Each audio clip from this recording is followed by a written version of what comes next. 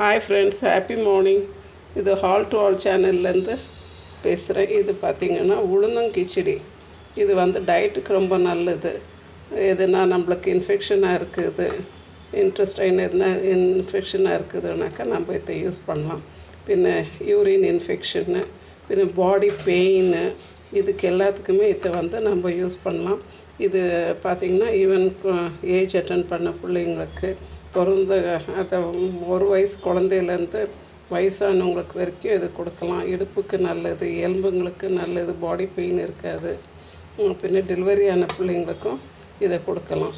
இதில் 1 கப்பு உளுந்து, அதில் 3 கப் அரிசி, பின்ன தேங்காய் அந்த கப்பில் எடுத்ததில் அதில் ஒரு 1/4 கப்பு, பின்ன 1 ஸ்பூன், 1 டேபிள் ஸ்பூன் சீரகம், பின்ன ஒரு 1/2 ஸ்பூனு உப்பு போட்டிருக்கேன்.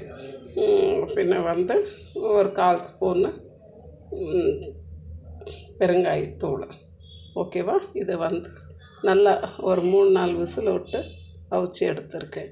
இதுக்கு ஒரு சின்னதாக ஒரு தாளிப்பு கொடுத்துடலாம். கடுகு, உளுத்தம் பருப்பு, ஒரு கொஞ்சம் மிளகாத்தூள். இது ஆப்ஷன், வேண்டான விட்டுறலாம். அப்படியே சாப்பிட்டாலும் இது ரொம்பவே டேஸ்ட்டாக இருக்கும். பாருங்கள் ஃப்ரெண்ட்ஸ், இப்போ நம்மளுடைய உளுந்தங்கிச்சடியும் எள்ளு துவையலும் ரெடி ஆகிடுச்சு. இது ஆல் டு ஆல் சேனல்லேருந்து பேசுகிறேன்.